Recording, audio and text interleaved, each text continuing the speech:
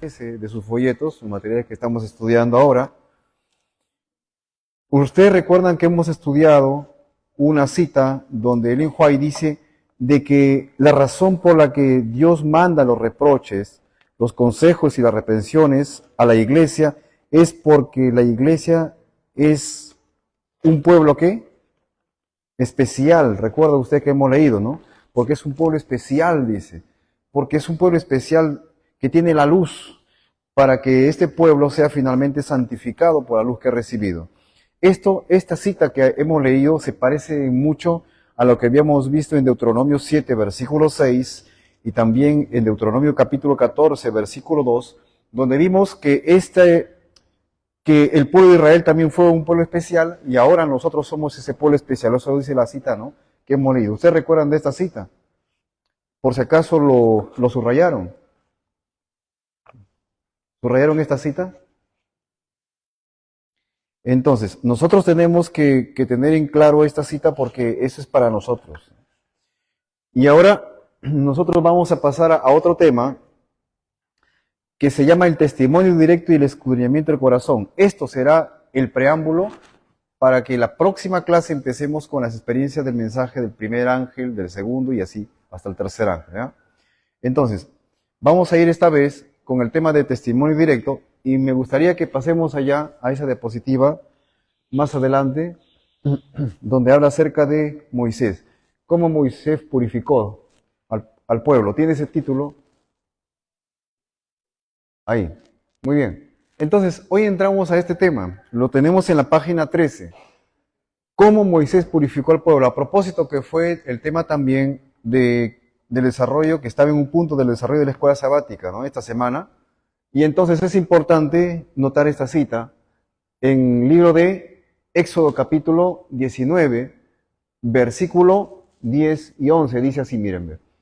Esta es la cita de Ellen White que está en Patriarcas y Profetas, página 311.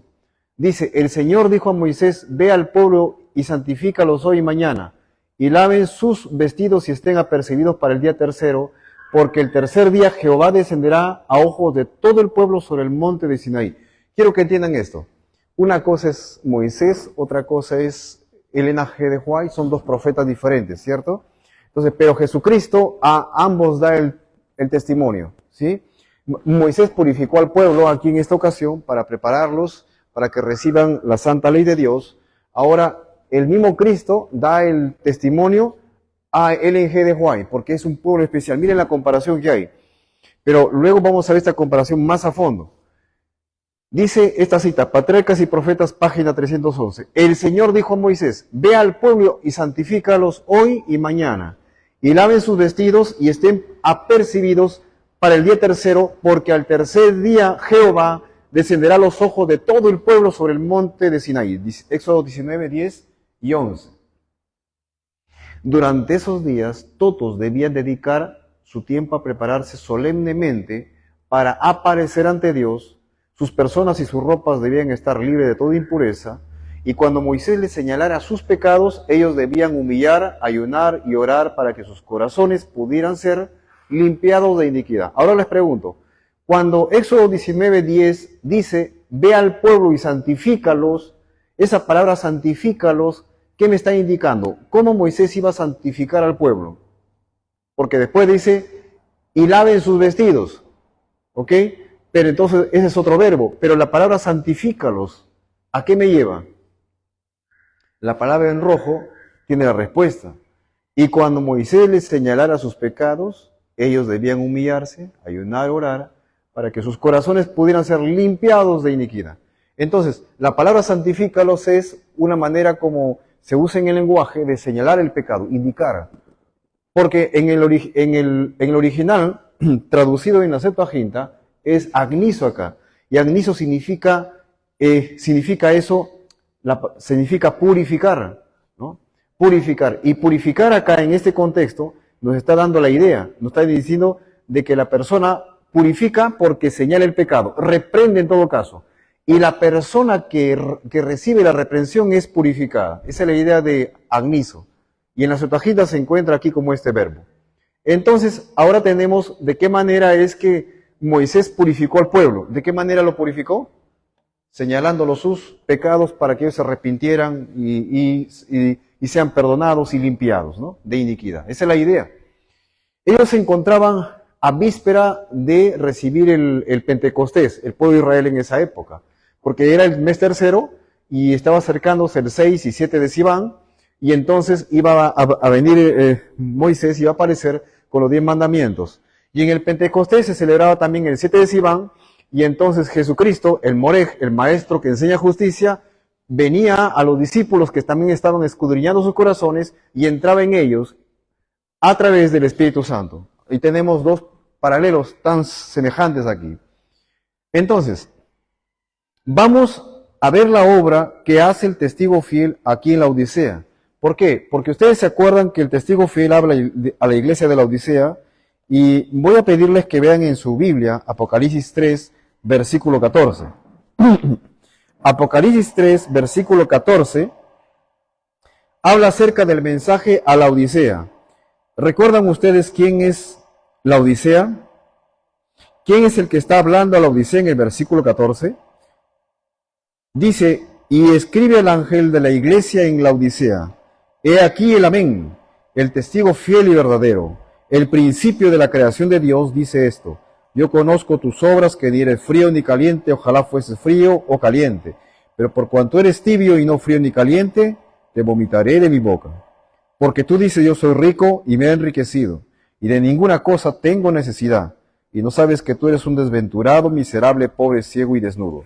Por lo tanto, versículo 18, yo te aconsejo que de mí compres oro refinado en fuego para que seas rico, y vestiduras blancas para vestirte, y que no se descubra la vergüenza de tu desnudez, y unge tus ojos con colirio para que veas. Yo reprendo y castigo a todos los que amo, sé pues celoso y arrepiéntete.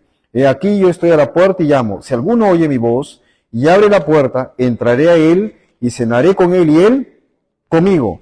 Y al que venciere le daré que se siente conmigo en mi trono, así como yo he vencido y me he sentado con mi Padre en su trono. Esa es la idea del mensaje que da el testigo fiel. ¿Quién es el testigo fiel? Jesucristo. ¿Quién es la iglesia de la Odisea?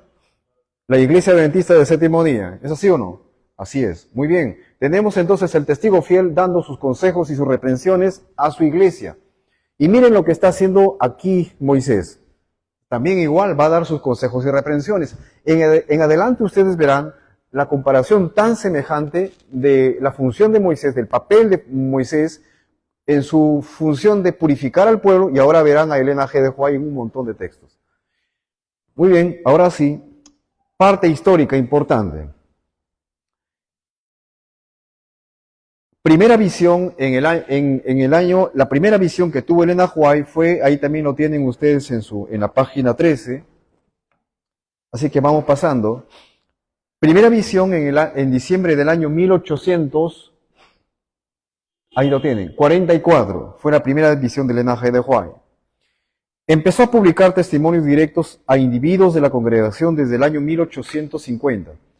O sea, en sus visiones ella señalaba, escribía cartas a cada individuo. Eso fue en el año 1850. Voy a ir pasando para que ustedes vean ustedes más adelante y se demuestre que esto es así. En 1851, Dios le ordenó usar testimonios personales como advertencias generales. Ellen White, Dios le dio orden para que use testimonios específicos a personas. En 1856 aplicó el mensaje de Apocalipsis 3, 14 al 22 a la iglesia adventista en general como el mensaje del testigo fiel. ¿En qué año fue eso? En 1856.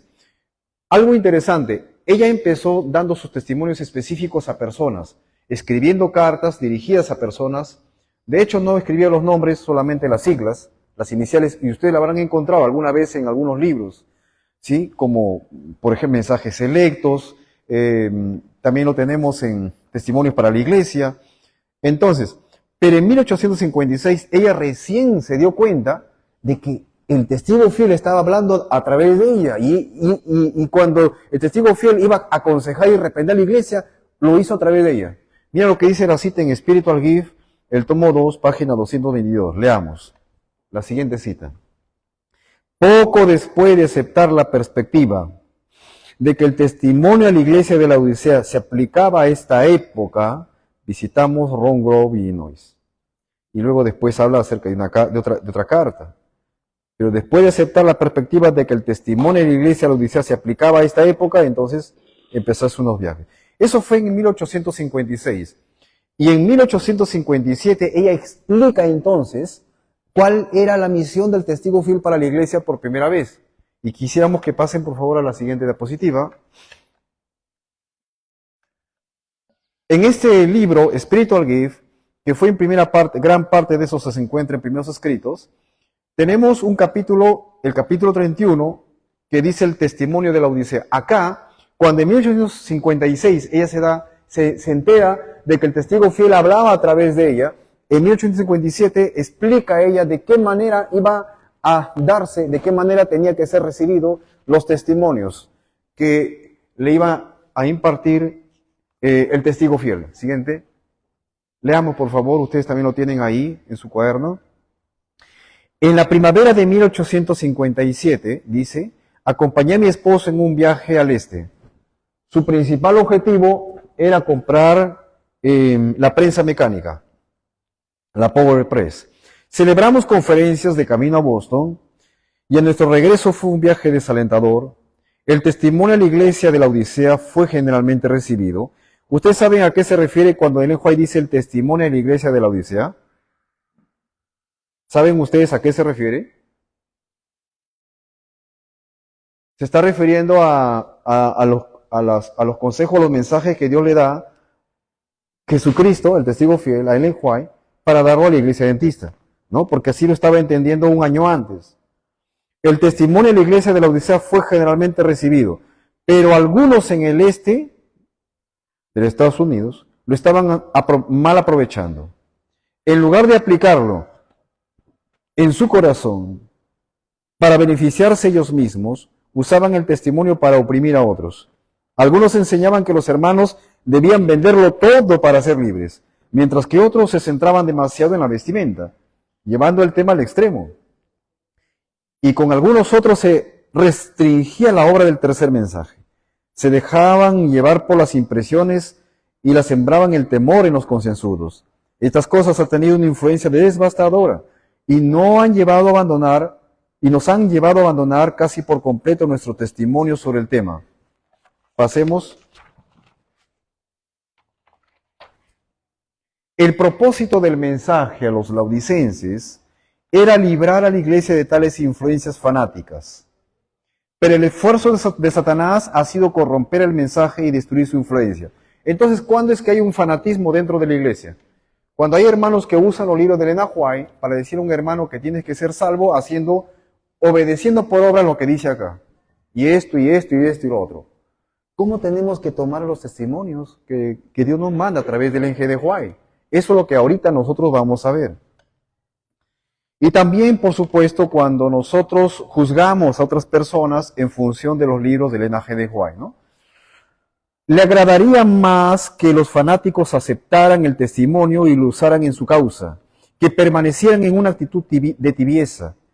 He visto que el propósito del mensaje no era llevar a un hermano a juzgar a su hermano, a decirle qué hacer y hasta dónde llegar, sino que cada individuo examinara su propio corazón y se concentrara en su obra individual. Es una obra individual el mensaje que Dios está dando a través de los testimonios.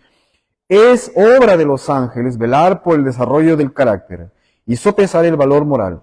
Lo siguiente de testimonio para la iglesia número 5. Pasamos a la siguiente parte. Vi que el testimonio dado a los laodicenses se aplicaba al pueblo de Dios en el tiempo presente, y la razón por la cual no ha logrado un mayor progreso es que la obra se debe a la dureza de sus corazones. Pero Dios le ha dado tiempo al mensaje para que haga su obra. El corazón debe ser purificado de los pecados que por tanto tiempo han excluido a Jesús. Este temible mensaje surtirá efecto. Cuando se presentó por primera vez, ¿qué cosa se presentó por primera vez? El testimonio, ¿no es cierto? Indujo a un profundo examen de corazón. Entonces, Hermanos, ¿cuál es la obra que Dios quiere que nosotros hagamos cuando tenemos los testimonios? Cuando nos es dado algún consejo, alguna reprensión mediante los testimonios. ¿Cómo uno tiene que tomarlo en sí? ¿Qué dice la pluma inspirada? Cuando se presentó por primera vez, indujo a un profundo examen de corazón. Es por eso que cuando al comienzo del primer tema hemos estudiado qué es examen de corazón. ¿Se dan cuenta? Es un tema especial, porque en la Biblia es profundamente estudiado este tema. Entonces, si yo no les digo, si no estudiamos qué es escudriñamiento de corazón, hace difícil entender esto. ¿Se dan cuenta la idea? Entonces, es por eso que hemos llegado hasta acá. Nuevamente, cuando se presentó por primera vez, indujo a un profundo examen de corazón. Se confesaron los pecados y el pueblo de Dios se conmovió por doquier. Casi todos creían que este mensaje culminaría con el fuerte pregón del tercer ángel. Pero como no vieron la poderosa obra realizada en poco tiempo, muchos perdieron el efecto del mensaje. Muchos pensaban de que estos mensajes que se estaba dando a través del linaje de Huay, que preparaba al pueblo, terminaría con el fuerte pregón. ¿Ustedes lo creen que es así? Claro, esa es la idea. Eso significa que el mensaje del linaje de Huay tiene que ver dentro de la obra de preparación en el mensaje de los tres ángeles, que termina con el fuerte pregón. Pero el problema ha sido de que mucho tiempo pasó. O sea, son muchos años preparando su corazón y el fuerte pregón no llegaba. Y como vieron que esta obra no acabaría en poco tiempo, ¿qué dice? Muchos perdieron el efecto del mensaje. Ahora les pregunta, ¿cuál es el efecto del mensaje? ¿Cuál es el efecto del mensaje? Ya lo hemos visto ya. Está subrayado arriba. Cuando se presentó por primera vez, ¿qué cosa indujo? A un profundo examen de corazón. ¿No es cierto? O sea que cuando nosotros leemos los testimonios, debe llevar a cada individuo un examen de corazón. ¿Será que esto es para mí? ¿Será que yo debo cambiar? No al otro, sino a ti, a tu persona. Y entonces, muchos perdieron el efecto del mensaje porque pasó mucho tiempo. Miren, del año 1857 hasta el año, pasó mucho tiempo, 1888 es demasiado tiempo. Luego después, vi que este mensaje no cumpliría su obra en pocos meses. Su propósito era despertar al pueblo de Dios, descubrirle sus apostasías, mírame, el propósito de los testimonios, e inducirlos a un arrepentimiento celoso, para que fueran favorecidos ¿con qué? Con la presencia de Jesús, y prepararlos para el fuerte pregón del tercer ángel. O sea, es imprescindible los testimonios fuera del mensaje del tercer ángel. ¿O se puede quitar? No se puede quitar. Si alguna iglesia alguna vez, como yo veo que están habiendo algunas en el mundo, toman los escritos del linaje de Huay, o si toman el mensaje del tercer ángel y sacan a un lado los testimonios del linaje de Huay, están mal, ¿no es cierto? Porque es los testimonios del espíritu de profecía que están dirigiendo las experiencias de cada ángel. Al conmover el corazón, este mensaje los condujo a una profunda humildad ante Dios. Se enviaron ángeles por doquier para preparar los corazones incrédulos para la verdad. La causa de Dios comenzó a levantarse y su pueblo conoció su posición. Ahora, quisiera leer una parte más del Spiritual Gift. Está en la siguiente parte, ahí está, ¿no? Si el consejo del testigo fiel se hubiera escuchado plenamente, Dios habría obrado por su pueblo con mayor poder. Los esfuerzos realizados desde que se dio el mensaje han sido bendecidos por Dios y muchas almas han sido sacadas del error y la oscuridad para regocijarse en la verdad. Miren cómo hay gente que ha sido privilegiada por los testimonios que han sido dados a través del NG de Huay, reprensiones y consejos que a estas personas lo han sacado de la oscuridad, del error, ¿no? Hacia la luz. Vi que Dios probaría a su pueblo. Jesús los soporta con paciencia y no los expulsa de su boca en un instante. ¿Te parece conocido esto? Apocalipsis 14, versículo 16, ¿no? Perdón, 3, 16. Dijo el ángel, Dios está pesando a su pueblo. Si el mensaje hubiera sido tan breve como muchos suponíamos, no habría habido tiempo para que el pueblo de Dios desarrollara su carácter. Muchos se movían por sentimientos, no por principio ni fe. Y este mensaje solemne y temible los conmovió, causó en sus sentimientos, excitó sus temores, pero no logró la obra que Dios se había propuesto. Dios lee el corazón, para que su pueblo no se engañe respecto a sí mismo. Les da tiempo para que se disipe la excitación y los prueba para ver si obedecen el consejo del testigo fiel. Y la siguiente cita, por favor. La siguiente cita, y estamos llegando a la parte final. Dios guía a su pueblo paso a paso, dice. Lo lleva a diferentes puntos calculados para manifestar lo que hay en el corazón. ¿Entienden lo que está diciendo esta cita? Está diciendo que Dios prueba a su pueblo, uno por uno. Los pone en diferentes puntos de pruebas, sí, así, de pruebas. Algunos perseveran en un punto, pero decaen en el siguiente punto. En cada paso que avanza, el corazón es probado y profundiza un poco más, un poco más. O sea, la prueba se hace más dura. Si quienes profesan ser hijos de Dios encuentran que sus corazones se oponen a la obra recta de Dios, esto debería convencerlos de que tienen una obra que hacer para vencer. O serán vomitados de la boca del Señor, dijo el ángel. Dios acercará su obra cada vez más para probarlos y a cada uno de su pueblo. Quiero que entiendan que es a través de los testimonios, que es a través de los libros del Espíritu de profecía que el pueblo de Dios es probado. ¿Lo tienen claro o todavía podemos leer algunas cosas más? Miren esta cita importante, por favor, la siguiente. Algunos están dispuestos, esta parte es importantísima, presten atención, a recibir un punto. Algunos están dispuestos a recibir un punto.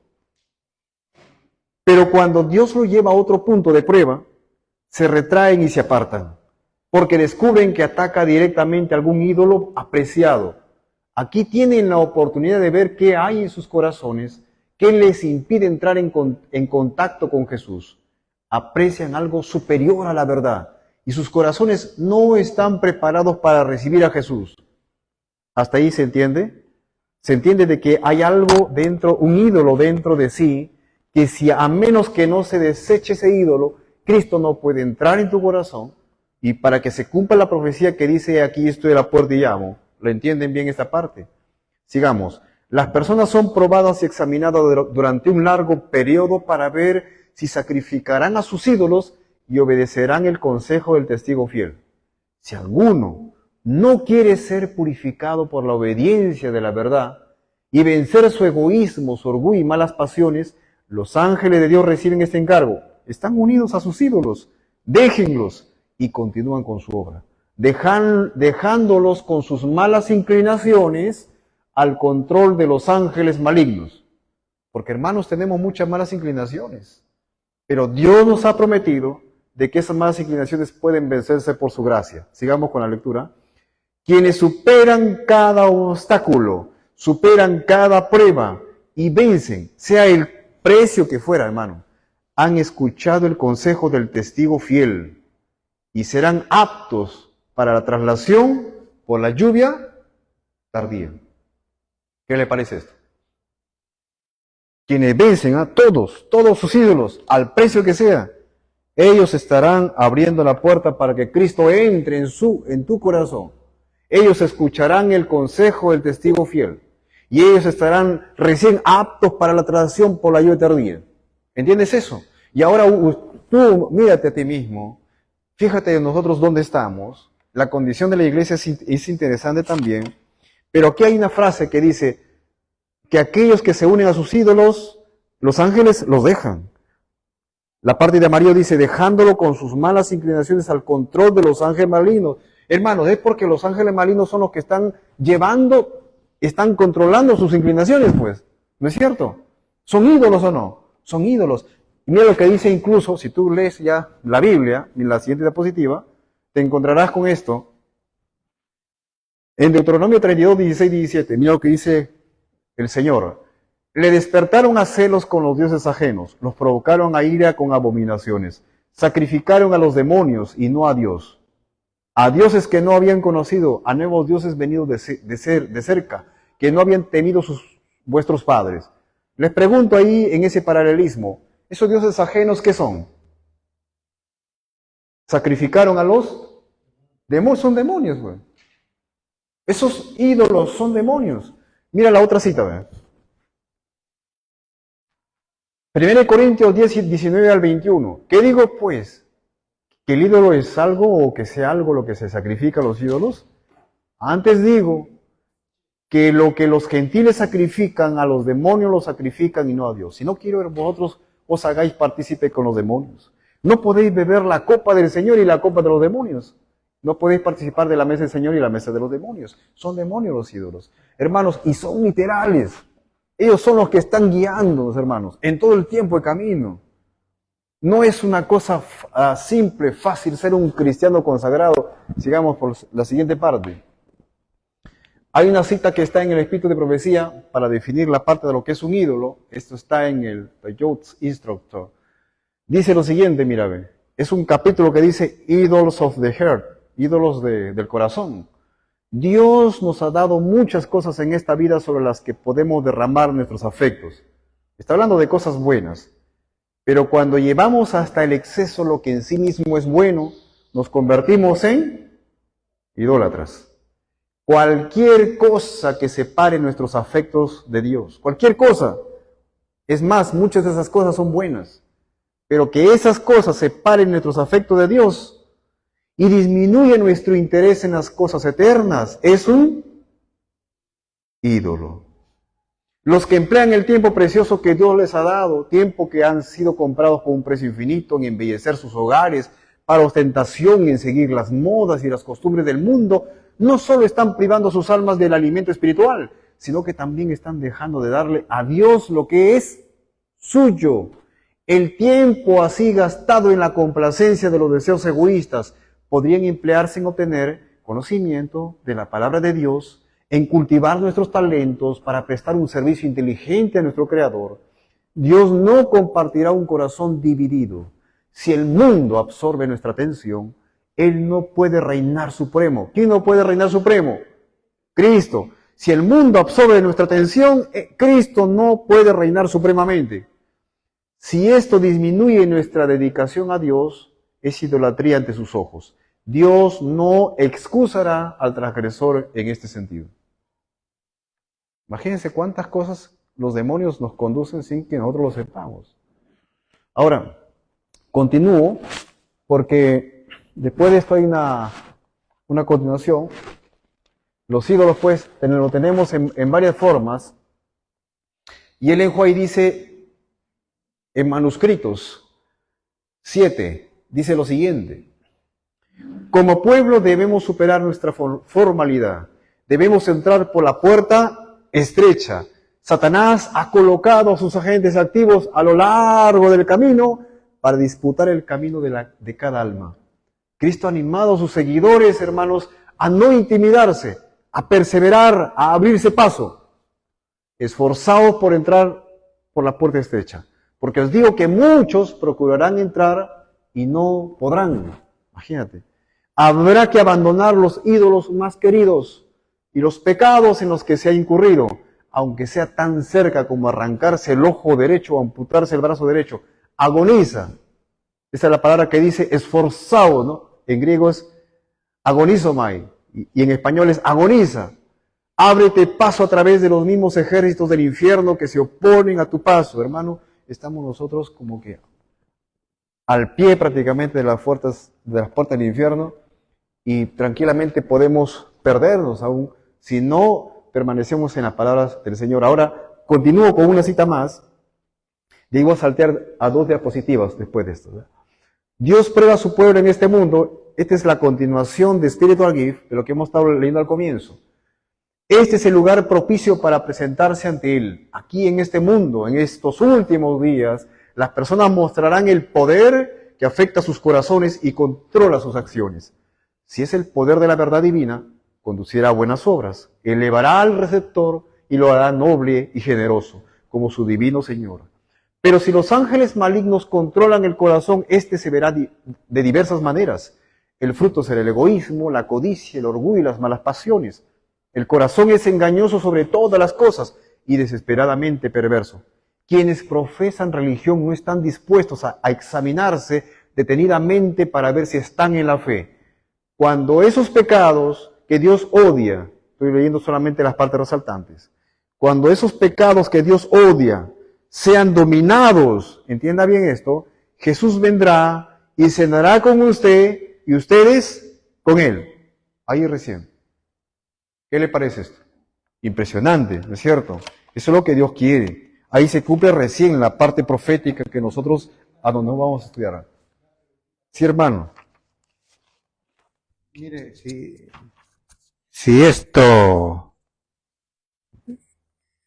realidad se presenta dentro del pueblo de Dios, la Odisea, donde de alguna manera tenemos la luz para creer en la palabra, en los escritos, en los testimonios, en el espíritu de profecía.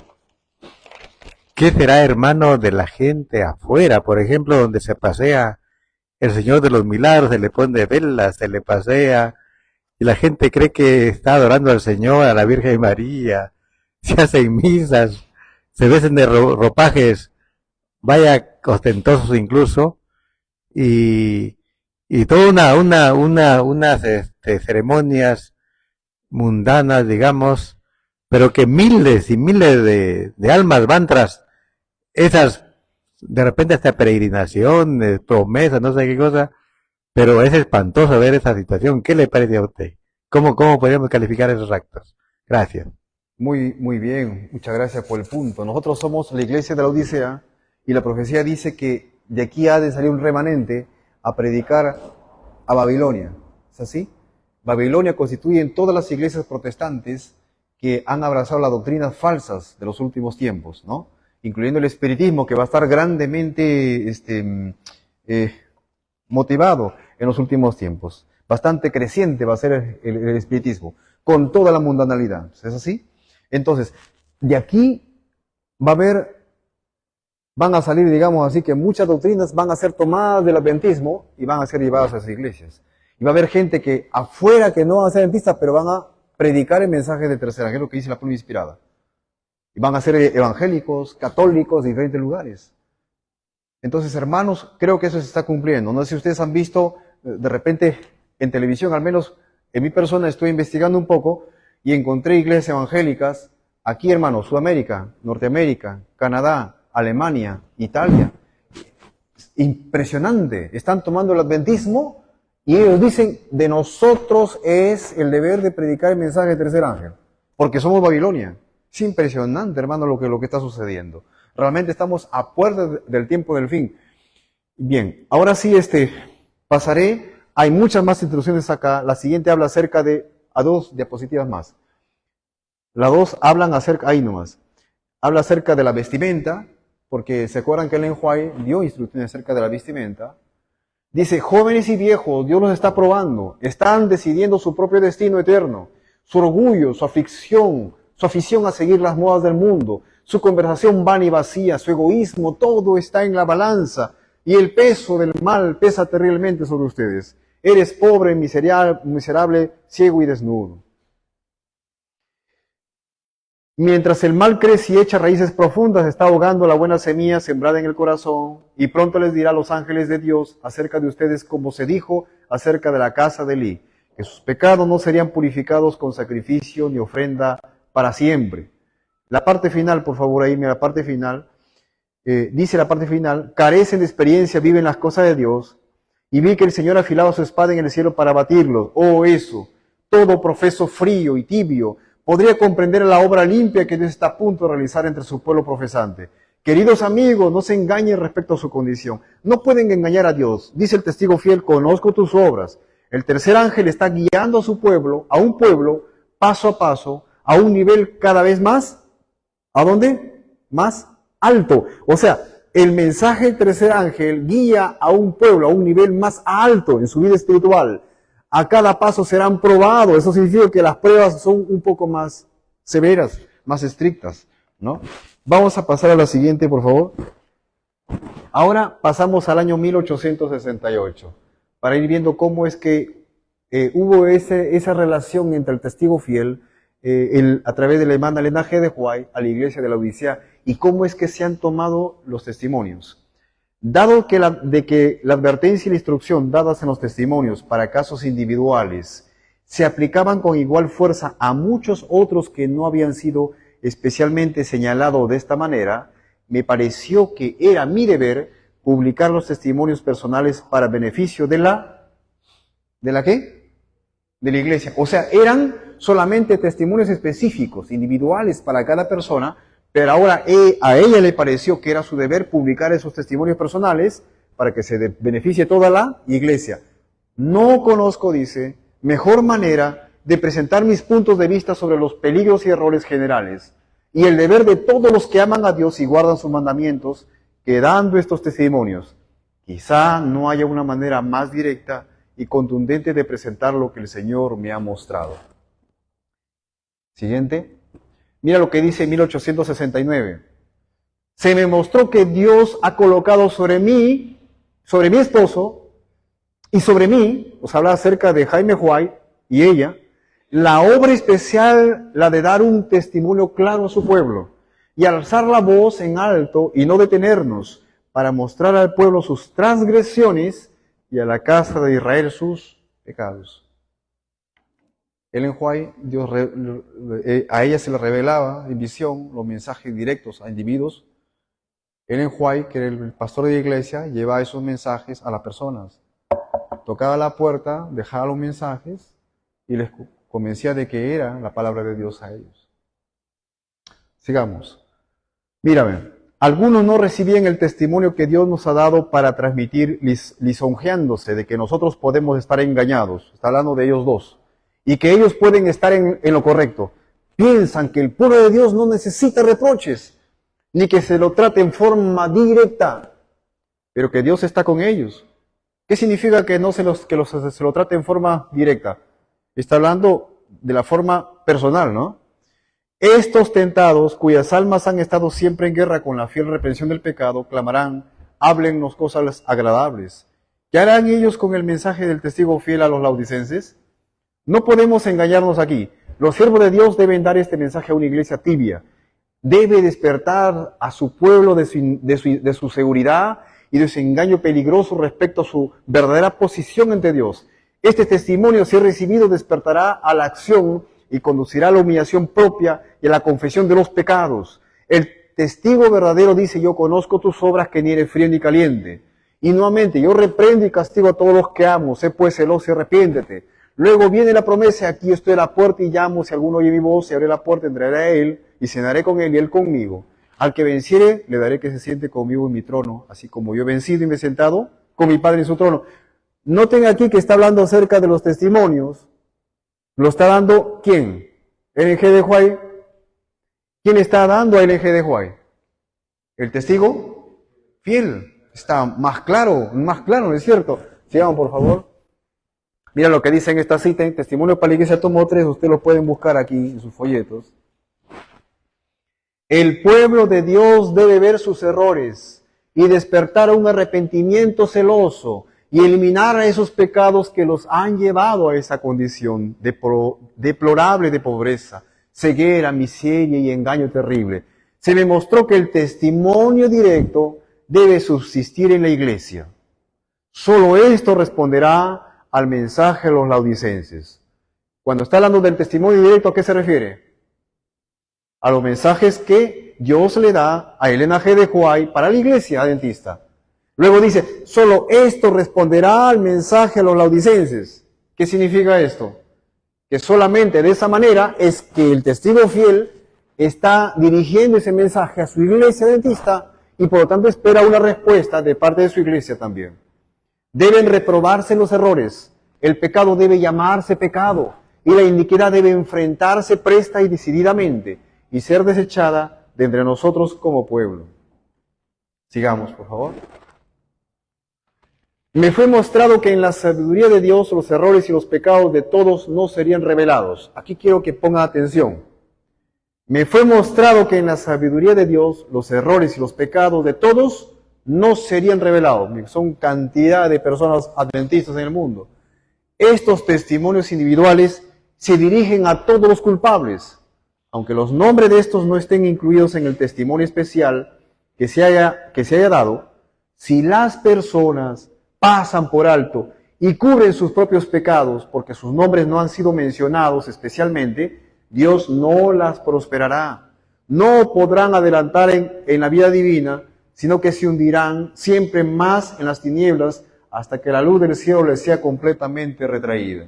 O sea que cuando uno puede ver en los libros del N.G. de White algún pecado en la cual usted se identifica a esto, me parece que algo me quiere decir el Señor a través de este escrito, de este pasaje del Espíritu de Profecía. Pero tú no lo ves como que fuera para ti, lo tomas a un lado. Déjame decirte, hermano, que Dios te está hablando a través de esa cita. ¿Eso sería la conclusión de esto o no? Claro, porque no está dirigido en forma directa a ti. No es cierto, no está diciendo tu nombre, pero aunque los nombres de estos no estén incluidos en el testimonio especial que se ha dado, si las personas pasan por alto y cubren sus propios pecados porque sus nombres no han sido mencionados, Dios no los va a prosperar. Tiene que tomarlo como que fuera para él, si es que realmente se están viendo que es para él. La siguiente diapositiva. El Señor reprende y corrige a aquellos que profesan guardar la ley. Le señala sus pecados y le revela su iniquidad. Porque desea que se separen de todo pecado e iniquidad a fin de poder perfeccionar la santidad en su temor. Los reprende y corrige a fin de que sean refinados, santificados, elevados y finalmente exaltados a su propio trono. Ese es el propósito que tiene Dios a través del Espíritu de Profecía. Sigamos.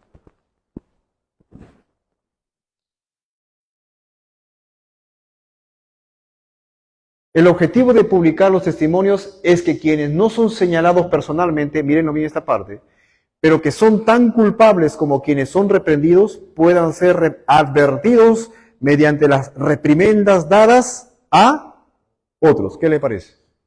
¿Está claro o no? Está claro la función del testimonio, ¿sí o no? Así que nadie diga, hermanos en la iglesia, no, los libros de Elena White simplemente son comentarios, nada más. Es más, hoy en día, lamentablemente en otros países, están diciendo de que es un comentario, los libros de Elena White, y puedes coger también de otros, como ellos prefieran, reemplazar incluso por los comentarios de Martín Lutero o de Juan Calvino. ¿Se dan cuenta de que eso es un error grave? Ese es un error grave que nos costaría la salvación, hermanos. En verdad. Y ahora se le voy a decir por qué. Más adelante vamos a ver por qué nos costaría la salvación. Dios está probando el carácter de todos. Está demostrando su amor por su causa. Eso es del año 1871. Y por la promulgación de la verdad que profesan considerar de inestimable valor. El escudriñador de corazones juzga por los frutos que dan a quienes son verdaderos seguidores de Cristo, quienes como su modelo divino renunciarán a los honores y tesoros del mundo y conformarán con ser deshonrados, prefiriendo el favor de Dios y la cruz de Cristo, para que al final alcancen las verdaderas riquezas, el tesoro guardado en el cielo, la recompensa de la recompensa, la gloria eterna. Quienes no desean realmente conocerse a sí mismos, ignorarán las reprensiones y advertencias, y no percibirán que sus propios casos están resueltos, ni que sus errores y peligros han sido señalados.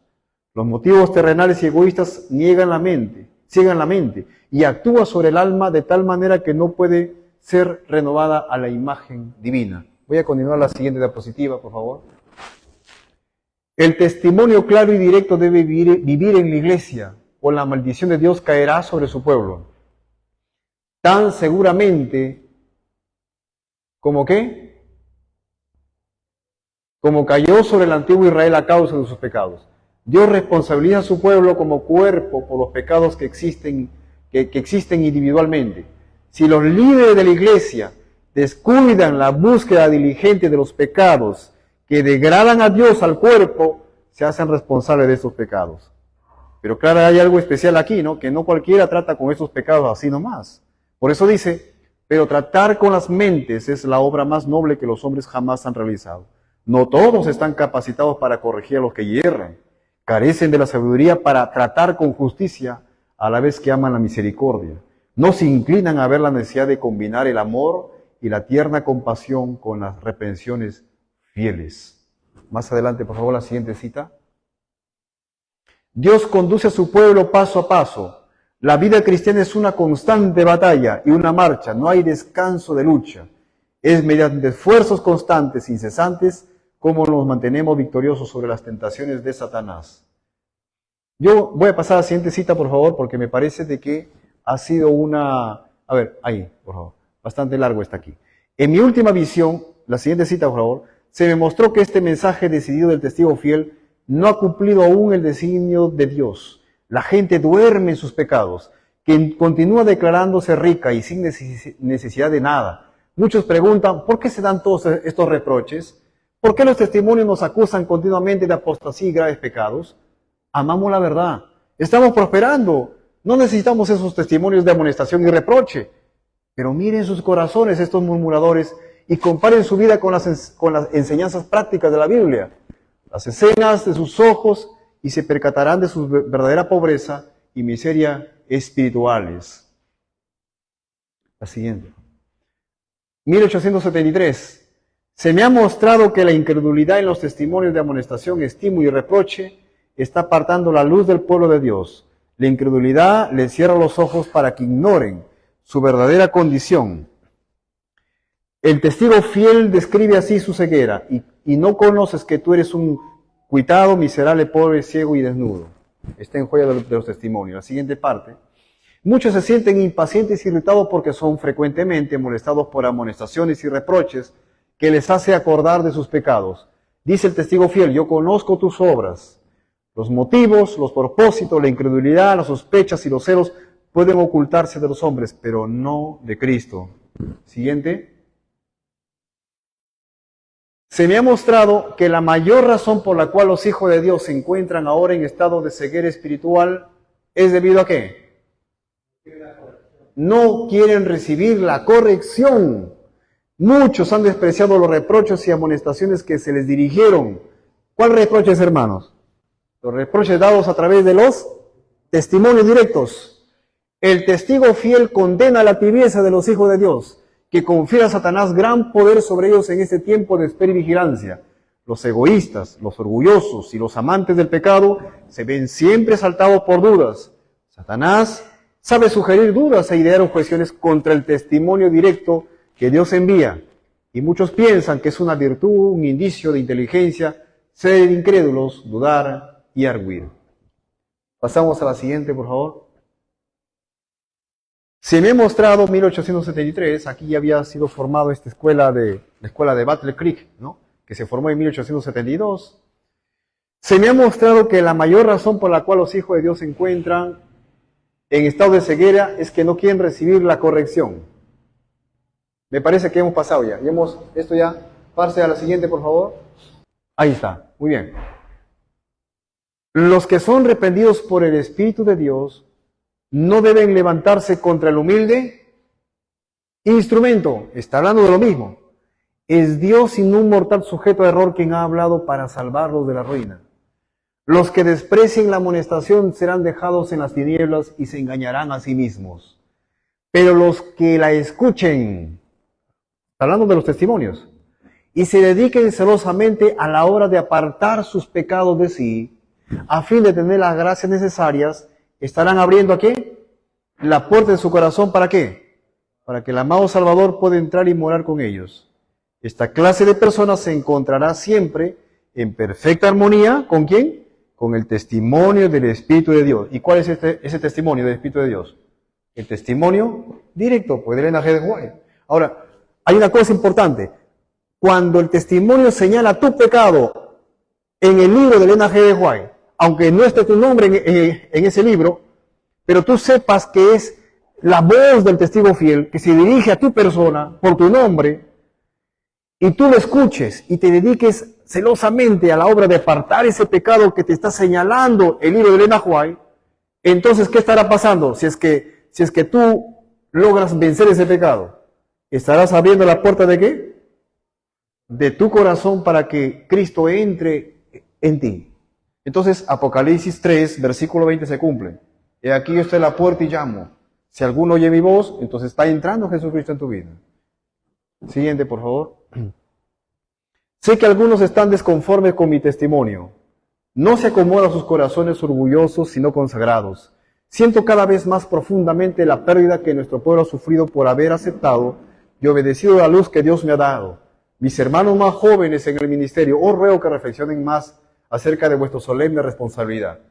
Consagrados al Señor, podréis ejercer una poderosa influencia en favor del bien en la iglesia y en el mundo, pero carecéis de una piedra sincera y de devoción. Dios os ha enviado para que seáis una luz en el mundo por medio de vuestras buenas obras, tanto como vuestras palabras y teorías. Pero muchos de vosotros podéis ser representados por las vírgenes insensatas, que no tenían aceite en sus lámparas. Mis hermanos, haced caso al testimonio y consejo del testigo fiel, y Dios orará por vosotros y en vosotros. Sigamos. 1881. Pasamos ahora a la siguiente parte. Sí, man.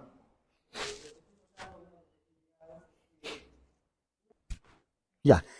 Decía de que lo que estoy observando aquí es que veo claramente que había una oposición en el tiempo de Elena White cuando fueron editados los primeros escritos, los primeros libros de ella, y por eso es que ella prácticamente hace una defensa. Pero hoy en día, si hacemos una encuesta aquí en nuestro medio, no creo que haya esa oposición fuerte de parte de nosotros. Si hacemos una encuesta que hacemos, a ver, levanten la mano los que siempre pensamos que también Dios se manifestó a través de Elena de White. Estoy seguro que acá no hay, totalmente, yo creo que aceptamos los los testimonios, por una parte, ¿no? Y segundo lugar, diría que esos testimonios de Elena de White no son para decirle a las personas que no son de la iglesia, así dice Elena White, no, es que Elena de White dice así, no, es que Elena de White dice así. Y a veces nos vamos al extremo. O sea, yo creo que la Biblia y la Biblia es como palabra de Dios, es la fuente de nuestra fe, es la base de nuestra fe. Como dice la Biblia misma, es la luz menor. Pues ambos se complementan. Entonces no debemos nosotros exaltar mucho a Elena de White, Elena de White, Elena de White, Elena de White. Porque eso crearía, digamos, un poquito de oposición, ¿comprende? Sí. Le explico, Guillermo. Le explico porque yo sé que usted no ha estado desde el comienzo y hemos hecho un estudio consensuado, ha sido largo, ¿ya? En primer lugar, Elena White acá, bueno, los escritos no están hablando de que ella está escribiendo libros para todo el mundo, ¿ya? Primero, no, en ese entonces, sino que lo que está diciendo Elena White aquí es de que Dios le había dado, el testigo fiel le había dado consejos a ella para que escribiera cartas con pecados específicos directo a cada persona. Y esos hermanos estaban en contra de esos testimonios, no querían que se desmentieran sus pecados. Ahí empieza el problema. Todas estas reacciones son por eso. A nadie le va a gustar que le digan su pecado directamente y lo publiquen. Claro, y con nombre propio. Y además de ello decían, incluso empezaron a dudar de que los escritos fueran realmente inspirados por Dios. Es más, pensaban que ellos estaban en lo correcto y Elena White estaba mal, estaba equivocada. Fue eso en ese entonces. Más adelante, eso fue en 1856, como hemos visto, ella llegó a saber de parte de Cristo, del testigo fiel, que cuando el testigo fiel le hablaba a la iglesia de la Odisea, estaba diciéndole de que el testigo fiel iba a dar el consejo, como dice en Apocalipsis 3, ¿no es cierto? Yo te aconsejo, yo reprendo, ¿no? Lo iba a dar solamente a través del Elena G. de White, y no iba a ser de otra manera. Y la idea era esto, es lo que Elena White entiende, porque Dios se lo dice, le hemos leído varias citas ya antes. Ella llega a comprender de que si bien es cierto que ella daba cartas específicas, directas a cada individuo, sin embargo Dios le había dicho de que esas cartas debían ser publicadas para toda la iglesia, para que los demás hermanos, si alguno por ahí tenía algún pecado, y se identificaba y examinaba su corazón y decía, esto se parece a mi pecado. Entonces esa persona se arrepintiera de sus pecados y solamente así entonces iba a estar en paz con el Señor Jesucristo. Esa era la función, el rol que tenía Elena White en ese entonces, ¿no? Hasta ahí hemos llegado nosotros en esta lectura, ¿ya? Entonces por eso se da cuenta que hay mucha tensión acá. Y luego pasamos a la siguiente parte porque estamos siguiendo a esta lectura. Siguiente diapositiva, por favor. A medida que se acerca el fin, mira lo que dice Elena White, 1882, y se extiende la obra de dar la última advertencia al mundo, se hace más importante que quienes aceptan la verdad presente comprendan claramente la naturaleza y la influencia de los testimonios. A medida que se acerca el fin, más todavía importante. que Dios en su providencia ha vinculado esos testimonios con la obra del mensaje del tercer ángel desde su mismo origen. Por eso le decía que el tercer ángel y los testimonios no pueden ir separados. Y a medida que nos acercamos al fin, más todavía unidos tienen que estar. En la antigüedad, Dios habló a los hombres por boca de profetas y apóstoles. En la actualidad, les habla por los testimonios de su Espíritu. Nunca antes había instruido a su pueblo con más fervor que ahora respecto a su voluntad y el camino que desea que sigan. Nunca antes fue así. Las advertencias y reprensiones se dan a los adventistas del séptimo día que yerran, no porque sus vidas sean reprensibles, que la de los cristianos profesantes de las iglesias nominales, sino porque tienen gran luz y por su profesión han asumido su posición como pueblo especial y escogido de Dios, con la ley de Dios escrita en sus corazones. A menudo escribía los mensajes que recibía de diferentes personas, en muchos casos por petición urgente. A medida que mi trabajo se extendía, esto se convirtió en una parte importante y agotadora de mi labor. Consejos para la Iglesia, página 91. Ahí lo tenemos. Sí, hermano, diga. Creo que esta última parte sigue el punto vital que nos compete como pueblo de Dios, como pueblo adventista, sobre la luz que se nos ha dado. No sé cuántos de nosotros somos conscientes, hermanos, de la gran misión que Dios le dio a la iglesia adventista. No le ha dado esta luz a la iglesia adventista porque es una iglesia mejor que el resto, porque somos pueblo más preparado, más culto, más eruditos. No, hermanos. Solo en la gran misericordia de Dios, hermanos, el Señor Dios sabrá por qué eligió a la iglesia adventista. Obviamente al cumplimiento de la profecía de Daniel 8:14. Entonces, queridos hermanos, esa luz, lamentablemente, no está llegando al mundo, pues. ¿Por qué? Porque es triste, hermanos, que menos del 25% de la hermandad predique. Haga obra misionera. Y veamos nomás para muestra un botón, hermanos, ¿no? Sí. En la escuela sabática, ¿cuánto venimos temprano? Oiga, por favor, se visita, se le llama, en fin. O sea, hay un adormecimiento espantoso, hermanos. Entonces, yo creo que a su tiempo el Señor Dios usó a Elena de White para que pueda escribir esto, porque si no se hubiese escrito, hermanos, pensaríamos que todo está bacán y bien y no pasa nada, pues no, pero sí tenemos que haber reforma. Amén. Ese era mi comentario, hermano. Muy bien, hermano. Quiero ir a esta cita que es importante, hermanos. Léanlo, subrayenlo. Mira lo que dice, 1871. En una visión que me fue dada hace como 20 años, 1871, me fue ordenado que presentara principios generales al hablar y escribir y que al mismo tiempo especificara los peligros, errores y pecados de algunas personas. Eso es lo que le venía diciendo antes. Para que todos pudiesen ser amonestados, reprendidos y aconsejados.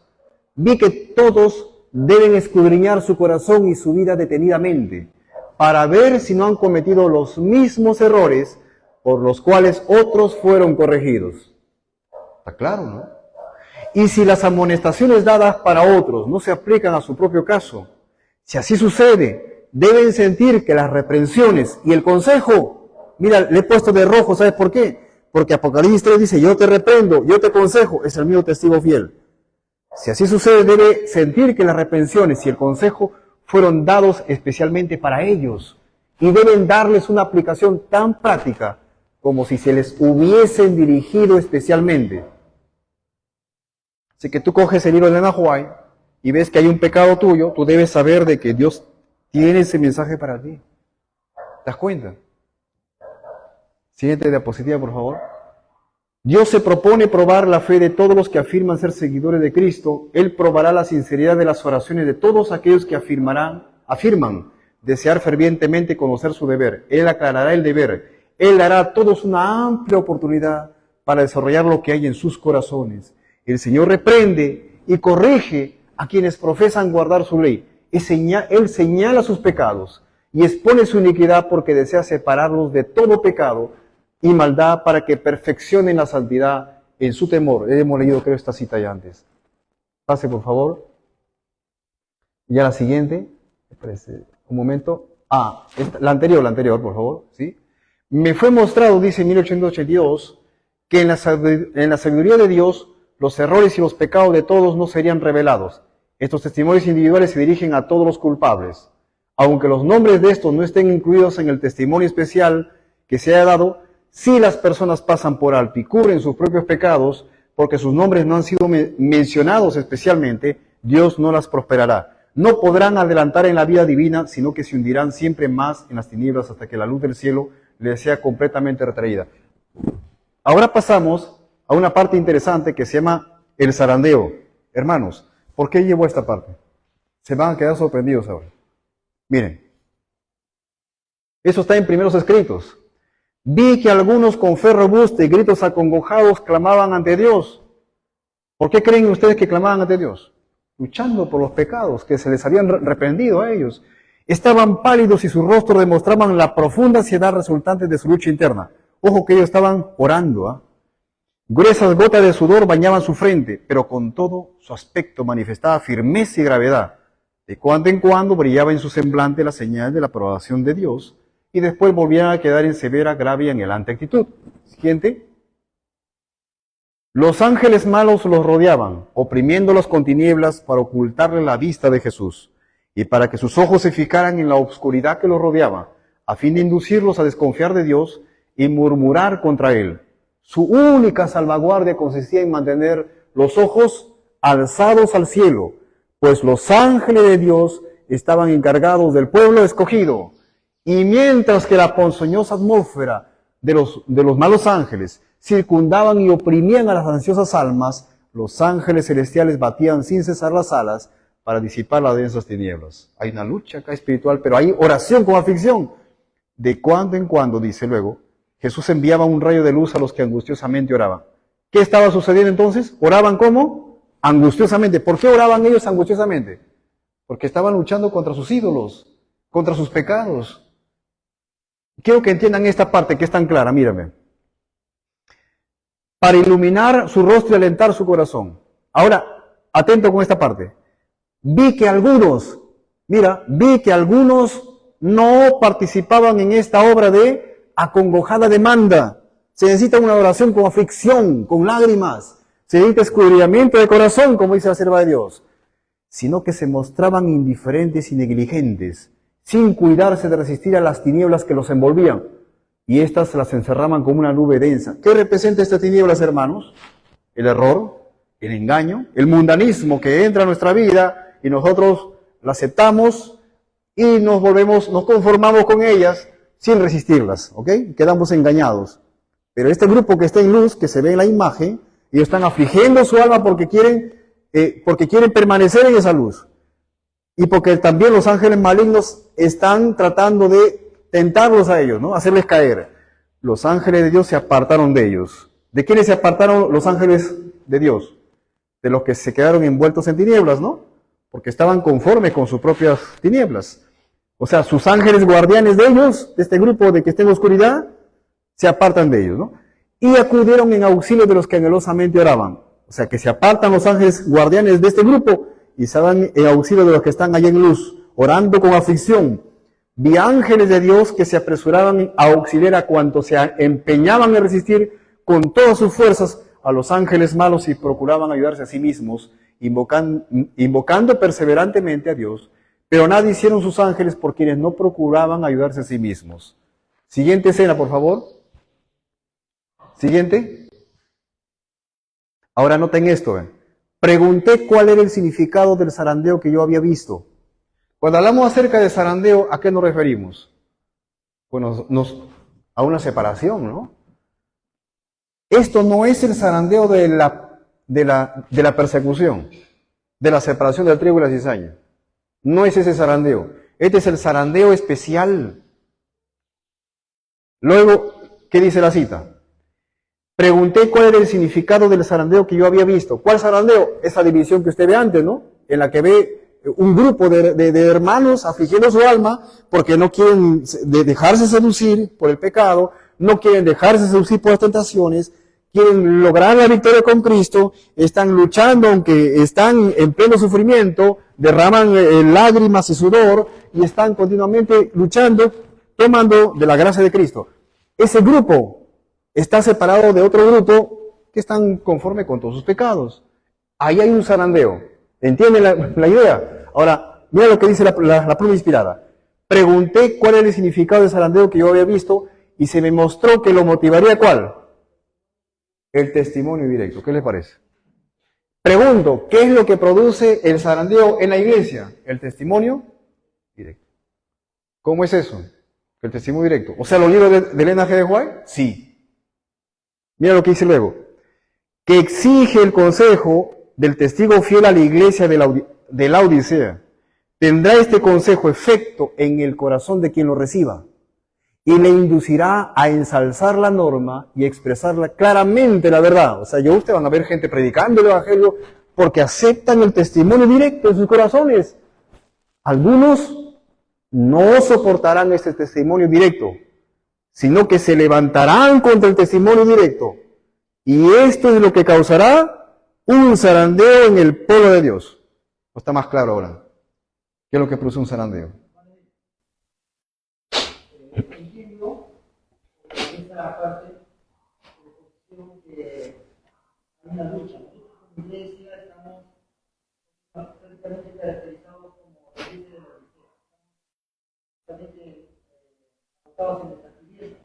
Así es. Entonces viene el Espíritu Santo,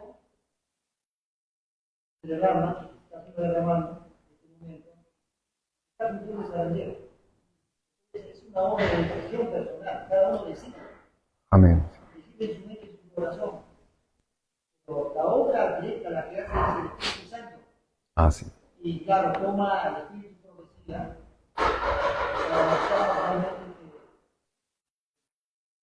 cosas que tenemos que dejar, que aparentemente son buenas para nosotros como iglesia o como miembros de una familia o como forma personal, y ahí está la lucha. Pero si nosotros, por ejemplo, no hacemos caso de estos requerimientos, creo que nos van a dejar también, sencillamente, no van a necesitar más. La conciencia se cauteriza y lo vemos todo de una manera muy, tan igual como si hubiera una diferencia. Así es. Sí, sí. Si ustedes ven la parte final de esta historia, termina diciendo de que aquellos que han perseverado hasta el final, recibiendo el testimonio directo, ellos terminan recibiendo la promesa de la lluvia tardía y dando la predicación del fuerte prego. Así termina la parte de la historia de San Pedro. Usted tiene que terminarlo. Luego dice, el testimonio del testigo no ha sido escuchado sino a medias. El solemne testimonio del cual depende el destino de la iglesia se tiene en poca estima cuando no se lo descarta por completo. Este testimonio ha de mover a profundo arrepentimiento y todos los que lo reciban sinceramente lo obedecerán y quedarán purificados. Esto está en primeros escritos. Hermanos, por lo tanto, hermanos, el zarandeo no es en realidad, no consiste en que van a estar acá en la iglesia un momento y se van a salir de la iglesia. O algunos van a permanecer en la iglesia. Porque en el evento de los últimos días dice, en una solemne declaración, la que hago a la iglesia, de que ni uno de cada 20 de aquellos cuyos nombres están registrados en los libros de la iglesia se hayan preparado para terminar su historia terrenal, y que estarían tan ciertamente sin Dios y sin esperanza en el mundo como el pecador común. Aquellos que han tenido oportunidades de oír y recibir la verdad, y que se han unido a la iglesia adventista del séptimo día, llamándose el pueblo de Dios, que guarda los mandamientos, y que sin embargo no poseen más vitalidad ni consagración a Dios que las iglesias nominales, recibirán las plagas que Dios tan ciertamente como las iglesias que se oponen a la ley divina. Por eso, hermanos, para terminar este tema, en 1882 Ellen White escribe esto: ninguno de nosotros recibirá jamás el sello de Dios mientras nuestros caracteres tengan una mancha. Nos toca a nosotros remediar los defectos de nuestro carácter, limpiar el templo del alma de toda contaminación. Entonces la lluvia tardía caerá sobre nosotros, como cayó la lluvia temprana sobre los discípulos en el día del Pentecostés. Entonces Dios nos ayude, su gracia es suficiente para nosotros, no podemos perecer, podemos crecer, hay mucho conocimiento y también hay mucha gracia de parte del cielo. Dios nos bendiga en este estudio. La siguiente clase nosotros empezaremos con el mensaje del primer ángel. La siguiente clase terminaremos con el mensaje segundo y tercer ángel y veremos cómo son las experiencias que a cada uno debe pasar. Dios nos bendiga en este día.